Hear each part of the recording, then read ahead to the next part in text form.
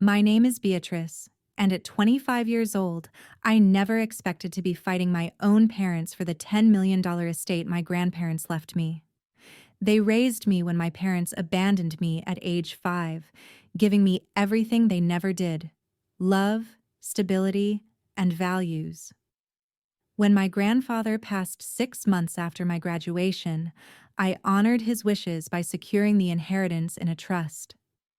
Last week, my parents and sisters showed up at my door with suspicious smiles, awakening all my childhood fears. If you've ever had to protect what's rightfully yours from the people who should have protected you, let me know in the comments and subscribe to hear how I handled what came next. I was just 4 years old when the instability started. My earliest memories aren't of bedtime stories or playground adventures, but of my parents' erratic behavior. The strange smell that I later realized was alcohol mixed with something worse, and the constant stream of unfamiliar faces passing through our small apartment. My father, Jasper, worked sporadically as a construction worker, but spent more time between jobs than actually working. My mother, Deborah, claimed to be an aspiring actress, but her auditions seemed to happen at odd hours and always left her either manic with false hope or crashing into days-long depressions. My sister Alyssa was 3 years older than me. She became my protector, making sure I had something to eat when our parents forgot to buy groceries, and holding my hand during the shouting matches that frequently erupted. She taught me to recognize when our parents were having a bad day, her code for when they were using substances, and we would hide in our shared bedroom closet, playing silent games with paper dolls she made from old magazines. When I was 5, a day came that started like many others. Our parents were arguing about money again. Dad had lost another job, and Mom was screaming that someone named Tony was threatening her about money they owed. I remember how suddenly everything went quiet. My parents stopped fighting, and my mother called us into the living room with a cheerfulness that felt wrong. "We're going on an adventure," she announced, her smile too wide. "You're going to stay with Grandma and Grandpa for a little while." We'd only met my father's parents a handful of times. They lived in a beautiful house an hour away, and visits were always tense affairs with hushed arguments between my father and grandfather. I later learned they disapproved of his lifestyle and choices, especially his decision to marry my mother. My parents packed a small bag for each of us, promising they would come back in a week once they sorted some things out. I believed them. Alyssa didn't. I can still see her face as we sat in my grandparents' pristine living room, her eyes hard and knowing beyond her 8 years. My grandfather, Howard, was tall and serious, a self-made businessman who built a successful chain of specialty hardware stores. My grandmother, Madeline, was elegant but warm, with a talent for making everything around her beautiful. They welcomed us with prepared guest rooms and new pajamas in exactly our sizes. Looking back, I think they had been expecting this day for years. A week passed, then 2. My grandparents called my parents, but the numbers were disconnected. Eventually, a social worker came to talk to us. I learned my parents had left the state, destination unknown. My grandparents immediately filed for temporary guardianship. Alyssa surprised everyone by refusing to stay. "I'm going to live with Jessica," she announced, referring to her best friend. Jessica's parents had apparently agreed to take her in. I was devastated by this second abandonment, but later understood she couldn't bear another family environment after what we'd experienced. She needed complete separation. My grandparents became my legal guardians after months of court proceedings.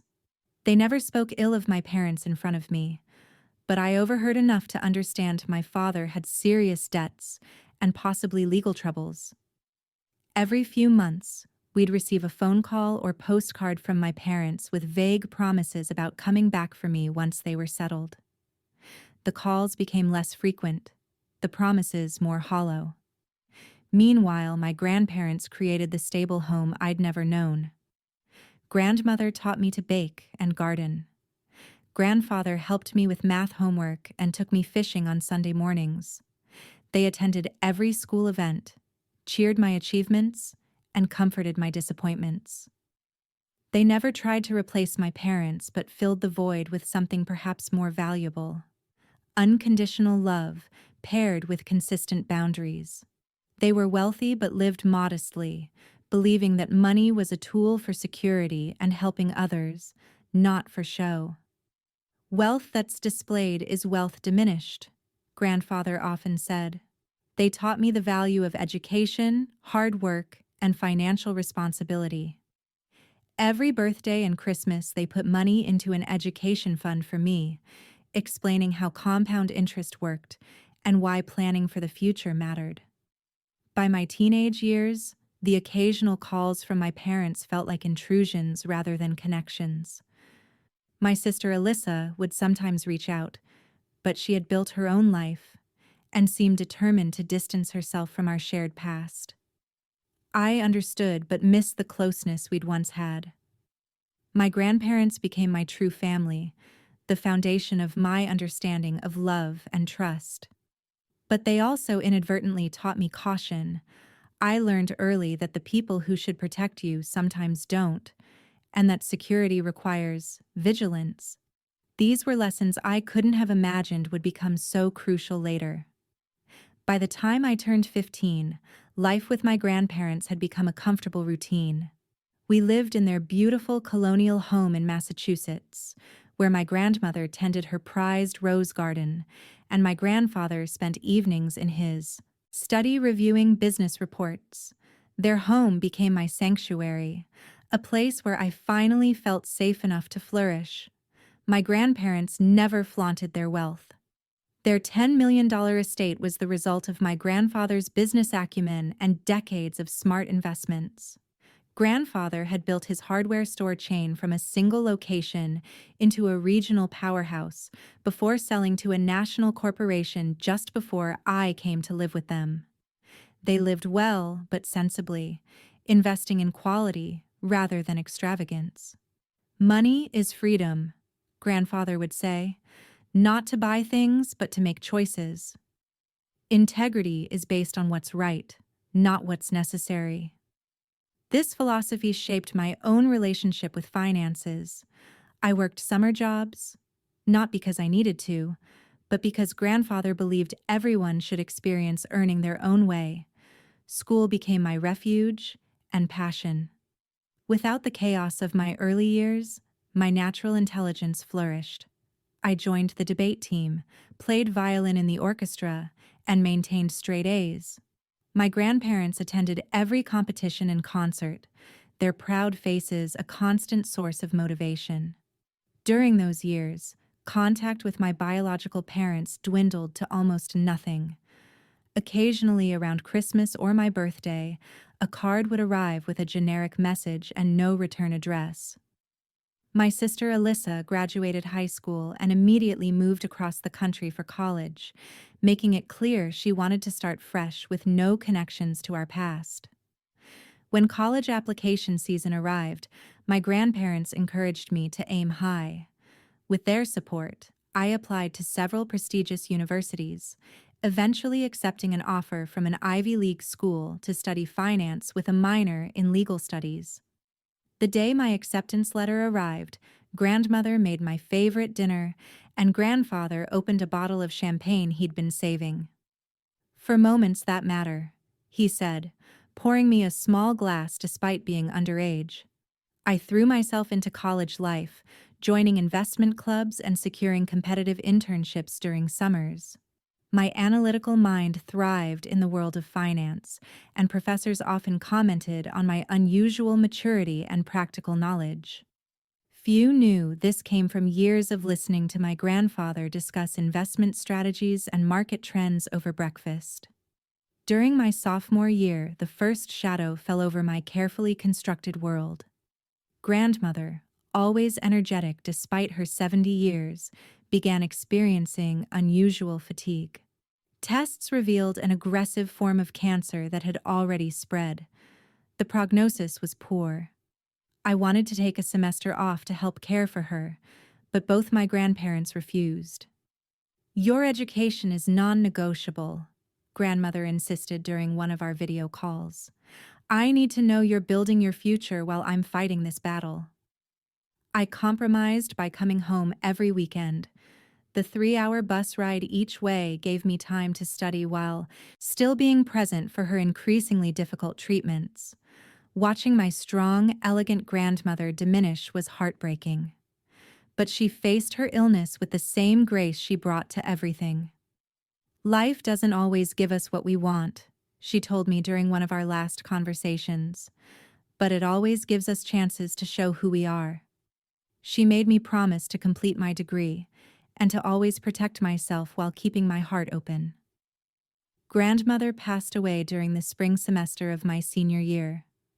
Grandfather, who had been married to her for 49 years, seemed to age a decade overnight. I spent that summer at home with him, helping organize her affairs and providing company during those first terrible months of his grief. Despite his personal loss, grandfather insisted I return to school for my final year. "Margaret would haunt me if I let your education suffer," he said with a sad smile. We set up weekly video calls and I came home monthly. During these visits, I noticed his own health beginning to decline. The doctor called it stress cardiomyopathy, a heart weakened by grief. But I knew it was simpler than that. He was dying of a broken heart.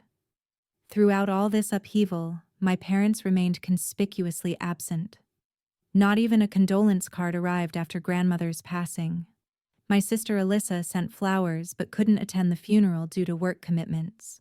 The contrast between my grandparents' dedication and my parents' absence only strengthened my bond with the two people who had actually raised me. I graduated with honors in finance and a job offer from a prestigious investment firm. Grandfather attended my graduation ceremony despite his weakening health, beaming with pride as I crossed the stage. "Your grandmother would be so proud," he whispered when I found him afterward. "You were the daughter of our hearts." 2 weeks after my graduation, we had a serious conversation about the future. Sitting in his study, surrounded by family photos and business mementos, grandfather broached the subject of his estate. "I've made provisions for you, Beatrice," he said, his voice steady despite his frailty. "Margaret and I always intended for everything to pass to you. You're our granddaughter in every way that matters." He then shared something that sent a chill through me.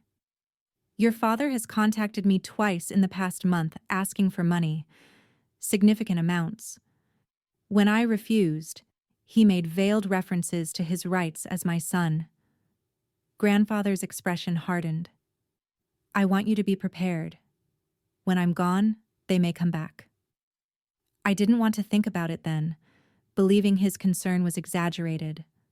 I couldn't imagine my absent parents suddenly reappearing after nearly 2 decades. But grandfather, as in most things, proved wiser than I was ready to acknowledge. Grandfather's health deteriorated rapidly in the months following my graduation.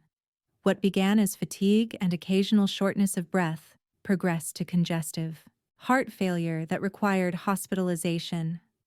I deferred my job start date, moving back into my childhood bedroom to care for him. Our roles reversed in those final months. I managed his medications, coordinated with home health nurses, and sat with him during long afternoons while he drifted between sharp lucidity and gentle confusion.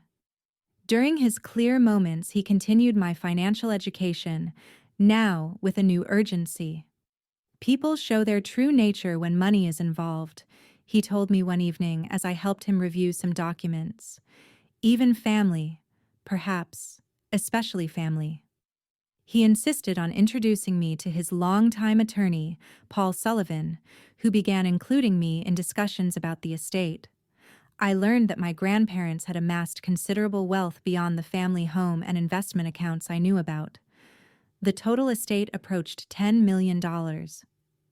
"Your grandmother and I built this for you," grandfather said when he saw my shock at the figures. "We always knew you would use it wisely." One rainy Tuesday, 6 months after my graduation, I found grandfather unresponsive during his afternoon nap. The paramedics arrived quickly but could only confirm what I already knew. He had passed peacefully in his sleep, joining grandmother after just 14 months apart. The funeral was small but dignified, exactly as he would have wanted.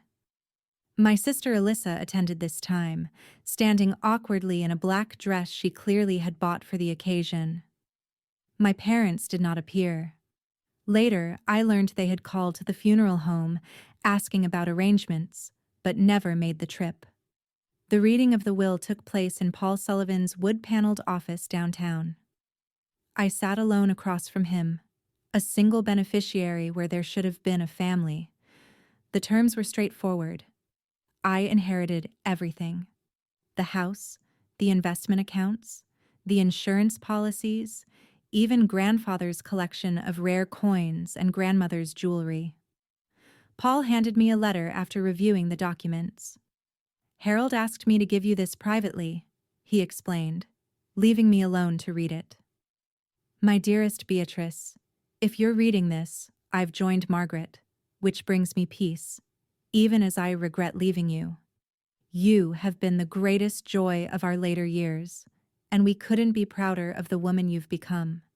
The inheritance you've received comes with responsibility. You have the intelligence to manage it and the heart to use it well. But I must also warn you, your parents have significant debts and a history of financial mismanagement that continues to this day. I have reason to believe they may attempt to access these funds through you. Consider consulting with Paul about establishing a trust. It would protect you and honor our wishes for this legacy. Remember that money is only a tool. Your real inheritance is the strength and discernment we tried to nurture in you. Trust your instincts. They're excellent. All my love, grandfather."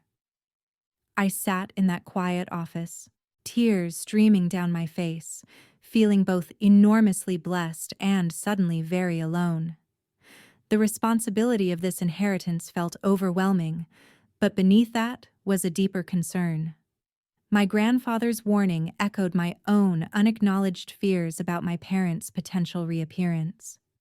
Over the next 2 weeks, I threw myself into managing the practical aspects of my new situation. I arranged for the house to be maintained while I decided whether to live there or sell it. I met with financial advisors recommended by Paul to understand the investment portfolio. I sorted through personal belongings, a bittersweet task that brought equal measures of tears and smiles. During this period, I received a surprising email from Alyssa. After years of minimal contact, she was suddenly interested in reconnecting. Her message mentioned hearing about family matters that need discussing and suggested she visit soon. The timing struck me as suspicious. Acting on an instinct I couldn't fully articulate, I scheduled another meeting with Paul. "My grandfather mentioned the possibility of establishing a trust," I began. "I'd like to understand what that would involve." Paul explained various options, ultimately recommending an irrevocable trust with specific disbursement terms. It would protect the assets from creditors or claims, he noted. Once established, even you wouldn't be able to simply withdraw everything, which can actually be beneficial in certain situations. "Like if someone were pressuring me for money?" I asked directly. Paul's expression confirmed my suspicions. "Exactly like that." Before making my decision, I asked Paul to conduct some discreet inquiries about my parents' current situation. The results were worse than I expected. My father had declared bankruptcy twice in the past decade. There were tax liens, defaulted loans, and even a pending lawsuit from investors in a failed business scheme. My mother had similar financial issues, along with multiple maxed-out credit cards. Between them, they had accumulated debts approaching $500,000. This information, coupled with their sudden interest in family matters and Alyssa's unexpected outreach, made my decision clear. I established the irrevocable trust with Paul's guidance, structuring it to provide me with reasonable income while protecting the principal from potential claims or my own potential mistakes. The process took just over a week to complete. 3 days after finalizing the trust paperwork, I received a call from an unknown number. "Beatrice, it's Dad. Your mom and I are in town. We thought it was time we all reconnected as a family." Just like that, after 20 years of absence, they were back in my life. The timing couldn't have been more suspicious, or more fortunate, given that the trust was now legally established. The doorbell rang at exactly 6 on Friday evening, just as they had proposed over the phone. I took a deep breath, straightened my shoulders, and opened the door to face the people who had abandoned me 2 decades earlier. My father, Jasper, had aged poorly, his once handsome face now puffy and lined with the distinctive broken capillaries of a long-term drinker across his nose and cheeks. My mother, Deborah, had maintained herself better, her blonde hair clearly colored but stylishly cut, her slim figure showcased in an expensive-looking dress that somehow still managed to appear slightly inappropriate for a family dinner. Behind them stood my sister Alyssa, now 28 years old, and almost unrecognizable from the protective 8-year-old who had once held my hand through our parents' chaotic episodes. Her expression was harder to read than our parents' transparently eager faces. "Beatrice," my mother exclaimed, stepping forward to embrace me as if we'd seen each other last week rather than 20 years ago. She smelled of expensive perfume and mint gum, masking something else. "Look at you, all grown up and so beautiful." My father hung back, attempting a casual stance that didn't quite hide his scrutiny of the house visible behind me. "Hey, kiddo," he said, using a nickname he'd never actually called me as a child. "Been a long time." Alyssa simply nodded. "Beatrice." I invited them in, leading them to the formal dining room where I'd set the table with grandmother's good china. It seemed appropriate somehow, as if her presence might fortify me through this surreal reunion. "What a lovely home," my mother gushed, her eyes cataloging every piece of furniture and art as we walked. "Harold and Madeline always had impeccable taste." "Thank you," I replied simply. "They made it a wonderful place to grow up." A flicker of discomfort crossed my father's face at the pointed reminder of their absence during those years. He quickly masked it. "Well, we're just glad to finally be here. Water under the bridge, right? Family is family." Dinner was an exercise in careful navigation. They asked superficial questions about my life, nodding with exaggerated interest at my responses. I provided bare minimum answers while observing their interactions. My mother dominated the conversation, while my father repeatedly steered topics toward financial matters with poor subtlety. "So, I hear Harold did quite well with that hardware chain," he mentioned while cutting his roast beef. "Always the businessman, my father." "Yes," I answered neutrally. "He was very successful." "Must have left quite a nest egg," he continued, his casual tone belied by the intensity in his eyes. "For the family, I mean." Alyssa, who had been mostly silent, suddenly spoke up. "Dad, maybe dial it back a notch." He shot her an irritated glance but forced a laugh. "Just catching up, that's all. A father can be interested in his daughter's situation, can't he?" My mother quickly changed the subject, launching into a long explanation of their current business venture. Something involving wellness products with vague descriptions and grandiose profit projections. "We're just looking for some initial investors to get over the startup hump," she concluded, her smile bright and false. "It's going to be enormous." After dessert, my father suggested a tour of the house, his interest particularly focused on grandfather's study. I obliged, watching as he examined the room that had once been the center of my grandfather's business activities, his eyes lingering on the empty spaces where valuable items had once been displayed. "Where's Dad's coin collection?" he asked abruptly. He was always going on about those rare coins of his. "In secure storage," I replied truthfully, having moved them to a safe deposit box shortly after grandfather's passing. He nodded, disappointment poorly concealed. "Smart. Valuable things.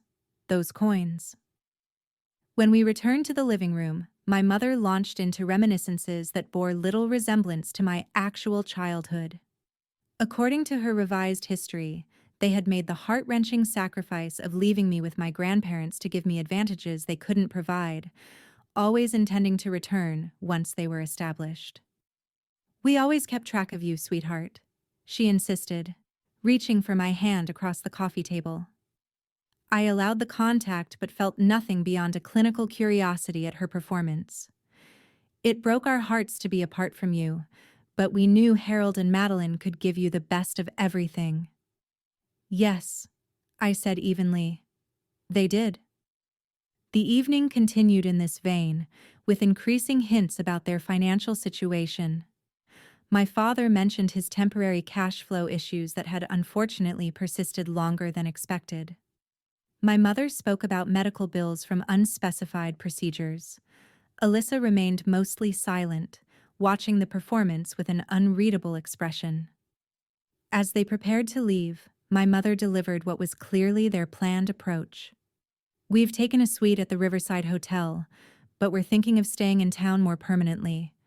To be close to you, of course. We have so much time to make up for." "How long are you planning to stay?" I asked. "Well, that depends," my father interjected. "We're exploring some local business opportunities. Maybe you'd like to hear about them over lunch tomorrow. Just you and me, catching up on father-daughter time." I agreed to lunch more out of curiosity about their agenda than any desire for reconnection. After they left, I sat in grandmother's favorite armchair, processing the surreal evening. Their timing, their sudden interest, their thinly veiled financial inquiries, all confirmed my worst suspicions. The next morning, I called Paul Sullivan and requested an urgent meeting before my lunch with my father. The attorney listened to my account of the previous evening with a troubled expression. "This confirms my concerns," he said after I finished. "Your father contacted our office last week asking about the status of Harold's estate. We provided no information, of course, but the timing of their arrival immediately afterward speaks volumes." "Did he know about the trust?" I asked. "No, that information isn't public. The will is, however, which would show you as the sole beneficiary." At Paul's suggestion, I hired a private investigator to look deeper into my parents' recent activities. The results came back the next day, revealing a pattern that chilled me. My parents had been monitoring obituary notices in several states, specifically targeting wealthy individuals without numerous heirs. There were records of them approaching distant relatives of these deceased individuals shortly after funerals. In 3 cases, there were settled lawsuits where they had claimed to represent family interests. Most disturbingly, the investigator found evidence that my sister Alyssa had been working with them in this scheme for at least the past 2 years, despite her pretense of distance from them during our dinner. Armed with this knowledge, I maintained superficial contact with my family. Over the next week, I met my father for lunch, deflecting his increasingly direct questions about my inheritance. I accompanied my mother on a shopping trip where she repeatedly suggested items. "We could put on your card, darling." I even met Alyssa for coffee, watching as she attempted to play the role of concerned sister while probing for financial details. Their frustration grew visibly as days passed without access to the wealth they clearly believed was available. My mother's cheerful facade began to crack, revealing glimpses of the unstable woman I remembered from childhood. My father's inquiries became less subtle, directly asking about bank accounts and investment portfolios. Alyssa's approach was more sophisticated but equally transparent, suggesting joint ventures and family investment funds. The situation reached a breaking point when I returned home early from a meeting to find my parents and Alyssa's rifling through grandfather's study.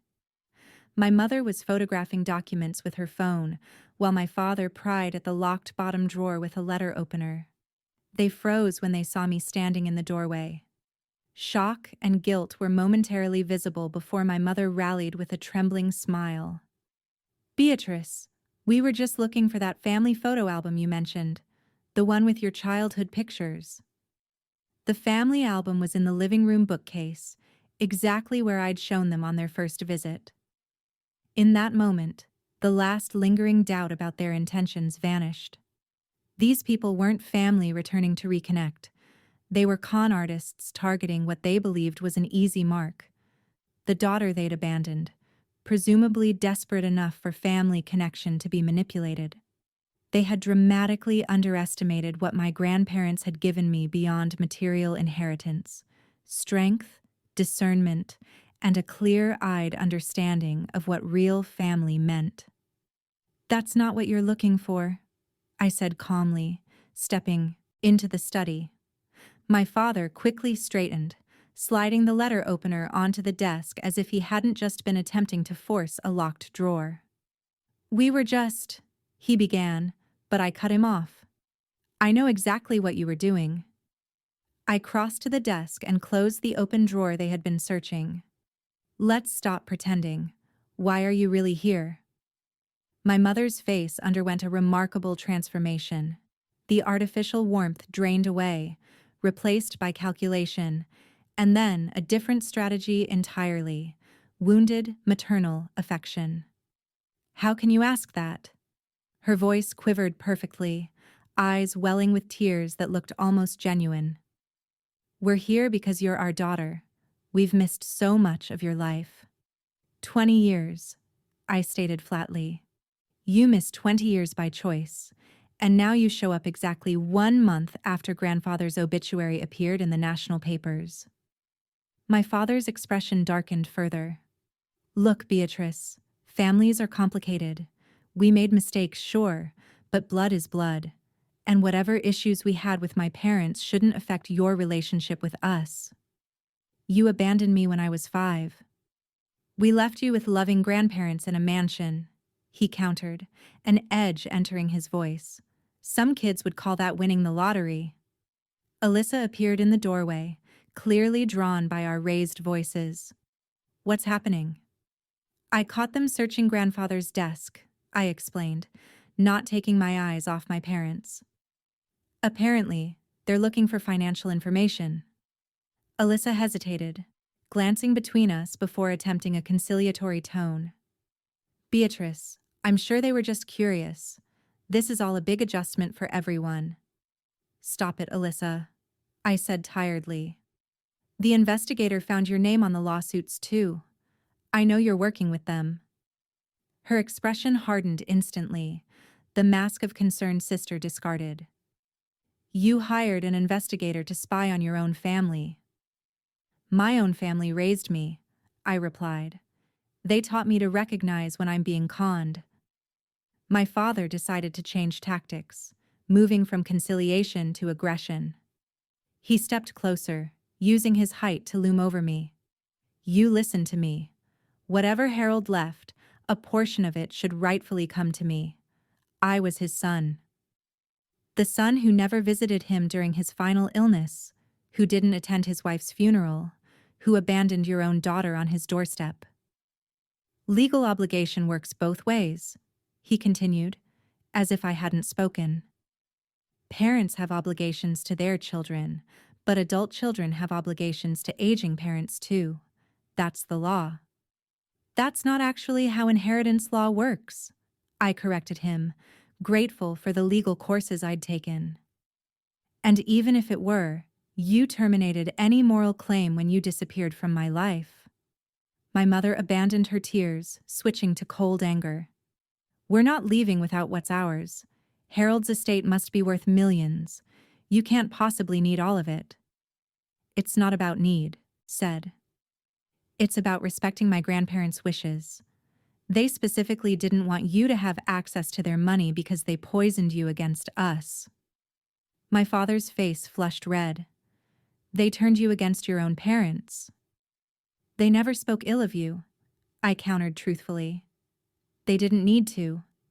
Your absence spoke volumes. Alyssa stepped further into the room, her calculating expression reminding me of our mother. Be reasonable, Beatrice. We're talking about sharing, not taking everything. A family partnership. What exactly have you done to earn a partnership? I asked her directly. You chose to leave too, Alyssa. I was 8, she exclaimed.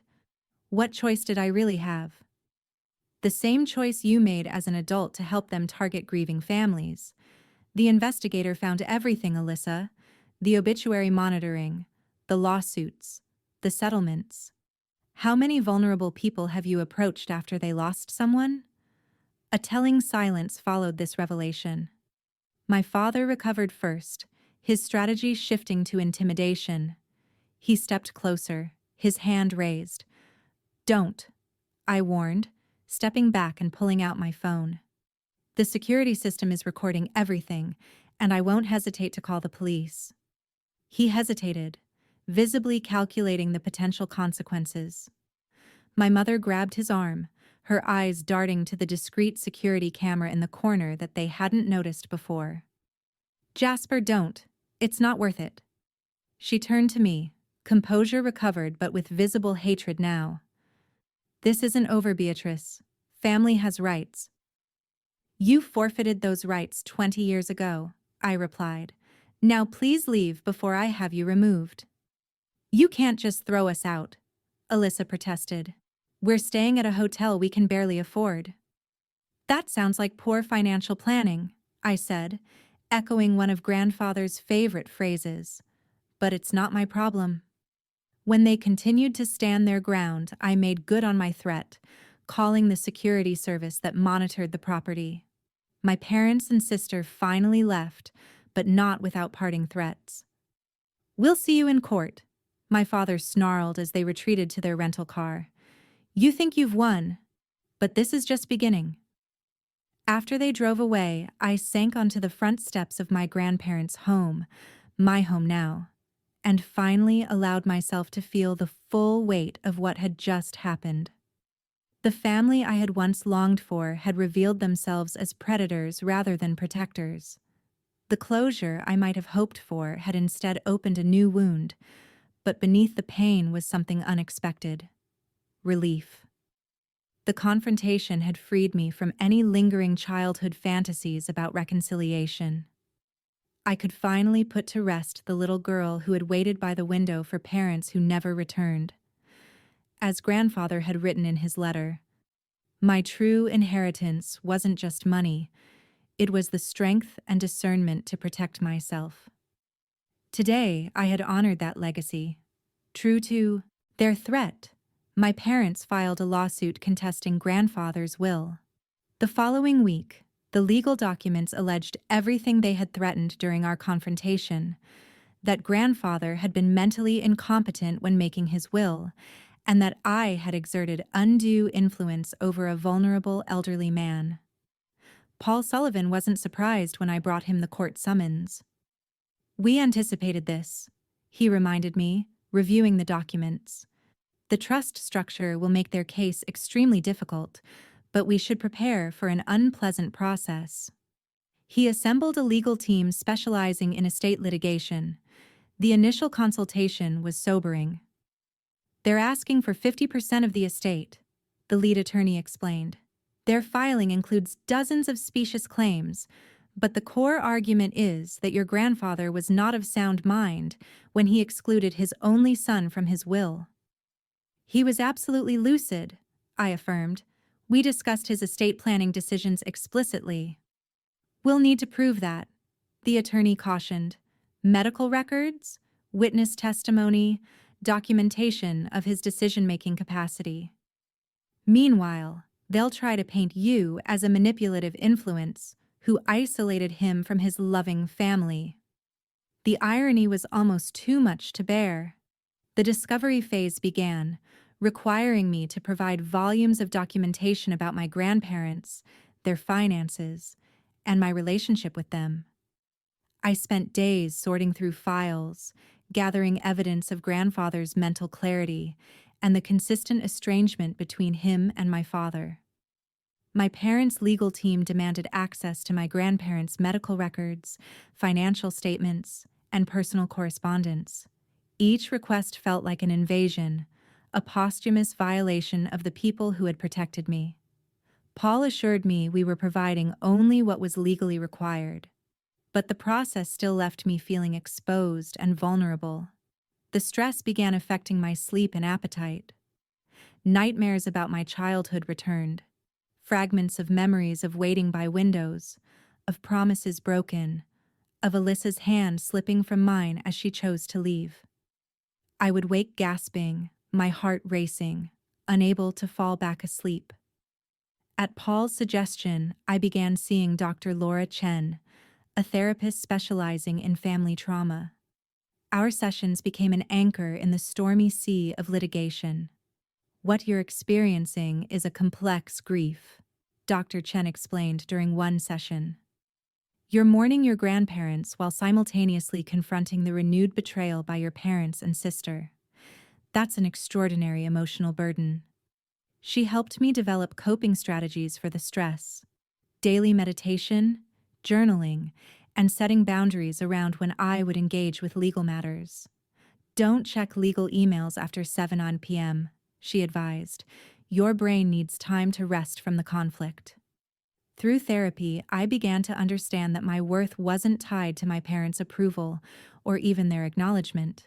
Their behavior reflects their own character deficits, Dr. Chen pointed out, not your value as a person. Meanwhile, the legal process ground forward. Depositions were scheduled, starting with mine. For 6 grueling hours, I answered questions designed to make me appear calculating and manipulative. My parents' attorney tried repeatedly to trip me up about conversations with grandfather, suggesting I had planted ideas about disinheriting my father. Isn't it true that you resented your father's claim to your grandparents' estate? He asked with feigned sympathy. I never thought of it as anyone's claim, I replied truthfully. My grandparents earned their money and had the right to determine what happened to it. My parents' depositions came next. I sat silently as they constructed an elaborate fiction about attempts to reconnect that had been supposedly thwarted by my grandparents and later by me. They described phone calls never made, visits never attempted, and a deep desire for family reconciliation that had never existed. We just wanted to be part of Beatrice's life again, my mother claimed tearfully. But Harold and Madeline turned her against us, and now she's continuing their campaign to exclude us. Alyssa's testimony was perhaps the most painful to hear. She described our childhood in terms I barely recognized, casting herself as a victim forced to leave by our grandparents' preference for me. They always favored Beatrice, she claimed. They made it clear there wasn't room for both of us. This was a complete fabrication. My grandparents had begged her to stay, even offering to convert the guest house into her own space if she wanted more independence. But Alyssa's testimony revealed how thoroughly she had rewritten our history to justify her choices. The case took an unexpected turn when our legal team discovered journals in grandfather's study that I hadn't known existed. He had maintained a meticulous record of every attempted contact with my father over 20 years, including dates of unanswered calls, copies of returned letters, and notes about my father's rare communications, all of which involved requests for money. One entry from when I was 16 read, Jasper called today. No questions about Beatrice's well-being or achievements. Requested $5,000 for business opportunity. When refused, suggested I owed him for taking his daughter, as if Beatrice were property to be bartered rather than the child he abandoned. I fear for her, should she ever fall under his influence again. These journals became central to our case, providing contemporaneous documentation of my father's absence and financial motivations. When combined with the private investigator's findings about my parents' pattern of targeting wealthy estates, they painted a damning picture of opportunism rather than parental concern. The decisive moment came during expert testimony. We presented 3 separate medical professionals who had evaluated grandfather in his final months, all confirming his mental competence. Our financial experts detailed the careful planning that had gone into the estate structure, demonstrating that the trust wasn't a hasty decision, but part of a long-term strategy. Most devastating to my parents' case was testimony from their former neighbors and my elementary school teachers, who described the neglect I had experienced before going to live with my grandparents. These neutral third parties effectively countered the narrative of loving parents temporarily separated from their child. 4 months after it began, the case came before the judge for final arguments. My parents' attorney emphasized family obligation and natural succession, arguing that disinheriting a child violated social norms, if not legal requirements. Our attorney focused on grandfather's clear intentions, documented mental competence, and my parents' documented pattern of financial predation. The judge's ruling came 2 weeks later.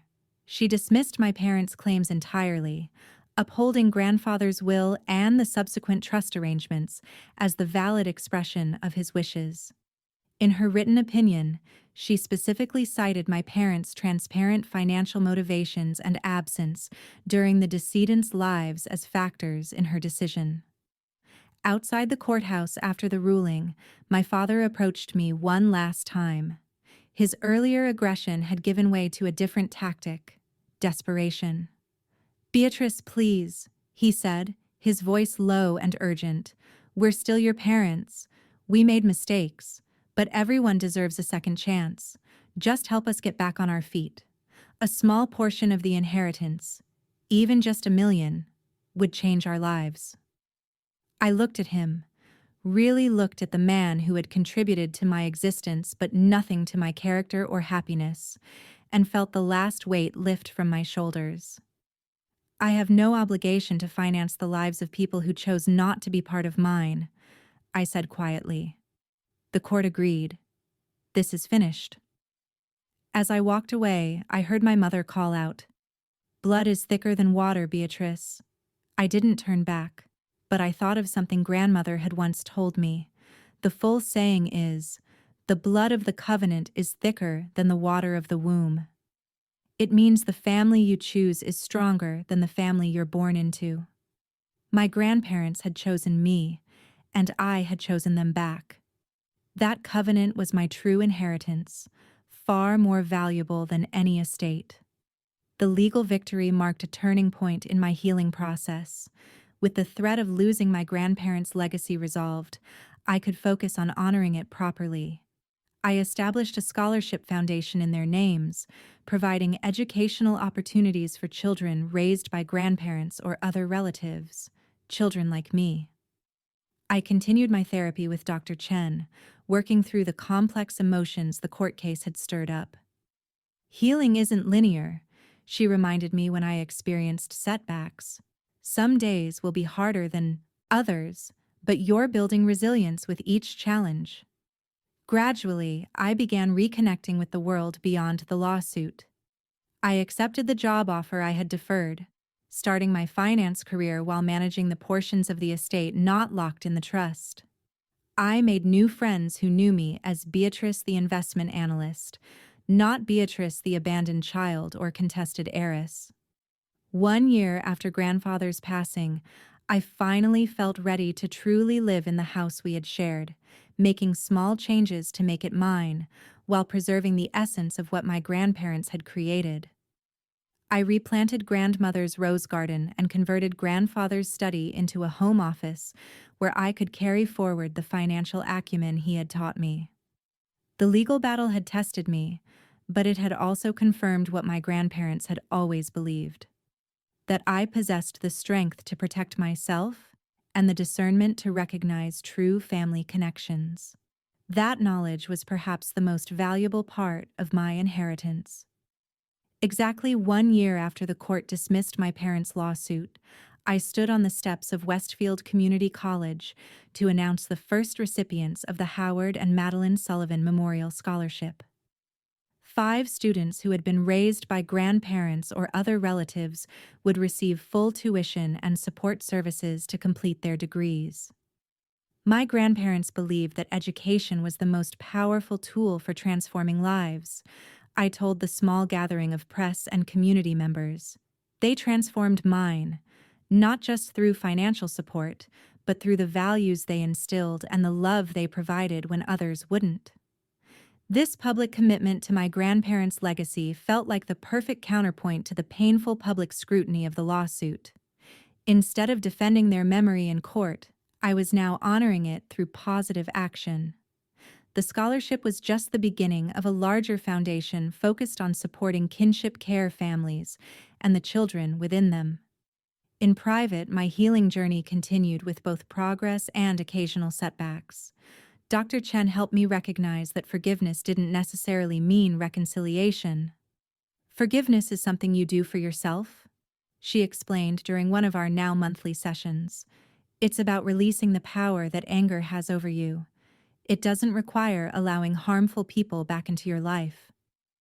This distinction helped me process my feelings toward my parents and Alyssa without the guilt I had sometimes felt for maintaining boundaries.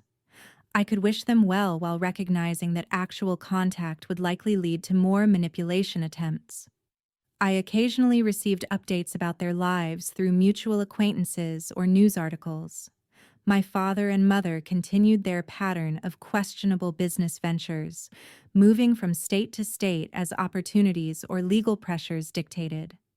Alyssa had apparently broken ties with them about 6 months after the failed lawsuit, pursuing a more legitimate career path in real estate.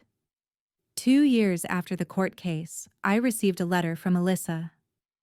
Unlike our parents' communications, hers seemed genuinely reflective. She acknowledged the fabrications in her testimony and expressed regret for her role in the lawsuit. "I've spent years blaming everyone else for my choices," she wrote. "I'm trying to take responsibility now." I appreciated her honesty but remained cautious. One apologetic letter couldn't erase decades of choices or the hurtful lies she had told under oath. I responded briefly, acknowledging her letter without making promises about future contact. Trust once broken so thoroughly could not be quickly rebuilt. Meanwhile, I focused on building a life that balanced honoring my grandparents' legacy with establishing my own identity. The investment skills grandfather had taught me served me well in my career, where I specialized in helping clients establish ethical, sustainable portfolios. I approached finance with his philosophy that money was a tool for security and helping others, not an end in itself. I renovated parts of the family home while preserving its essential character. Grandmother's rose garden flourished under my somewhat less expert care, and I learned to make her signature Sunday roast, though mine never quite matched her perfect version. These connections to their daily lives comforted me as much as the larger legacy projects. New relationships entered my life, colleagues who became friends, neighbors who shared gardening tips, and eventually Nathan, a kind architectural historian I met while researching the history of my grandparents' house for preservation purposes. These connections formed slowly as I learned to balance caution with openness. "Your experiences made you careful about trust," Nathan observed, after I finally shared my full family history with him. "But they didn't make you cold. That's remarkable." His observation helped me see what my grandparents had accomplished. Despite the abandonment I had experienced, they had raised me to believe in the possibility of genuine connection, to be discerning but not disconnected. 3 years after grandfather's passing, I expanded the foundation to include a mentoring program for teens in kinship care situations. I occasionally spoke to these groups, sharing my experiences in age-appropriate ways. Family isn't just about biology, I would tell them. It's about who shows up, who stays, who makes you feel safe and valued. Seeing these young people, many with stories far more difficult than mine, find strength and connection reminded me of my grandmother's wisdom. Pain that is transformed can become purpose. My grandparents had transformed their pain at their son's choices into purposeful love for me. Now I was transforming my experiences into support for others navigating similar paths. This continuing circle felt like the truest way to honor what they had given me. The $10 million estate had been the catalyst for my parents' return and the subsequent legal battle. But its true value lay in what it represented. My grandparents' lifetime of work, their careful planning, and their desire to provide security for the granddaughter they had raised. By using it thoughtfully, protecting some for future security while deploying other portions to help others, I was fulfilling their intentions more completely than any court document could express. As I approach my 28th birthday, I recognize that my story continues to evolve. The abandoned 5-year-old, the beloved granddaughter, the contested heiress, the foundation director. These are all chapters in an ongoing narrative. What remains constant are the values my grandparents instilled: integrity, compassion, discernment, and the courage to protect what matters. The irrevocable trust that initially protected the estate from my parents' claims has become a symbol of something deeper: the boundary between allowing people into your heart and allowing them to exploit your vulnerability. I've learned that these boundaries aren't selfish. They're essential to meaningful connection. If you've ever had to protect yourself from family who should have protected you, know that you're not alone. Setting boundaries isn't about revenge or bitterness. It's about creating space for genuine relationships to flourish. The family we're born into may shape our beginnings, but the family we choose, and who chooses us, shapes our character and future. Has someone in your life stepped up when others stepped away? I'd love to hear about the people who became your true family. Leave a comment below. Like this video if it resonated with you. Subscribe for more stories about finding strength in difficult circumstances, and share with someone who might need to hear that family is about love, not just blood. Thank you for listening to my journey, and remember, your worth isn't determined by those who left, but by the courage it takes to remain true to yourself despite that leaving.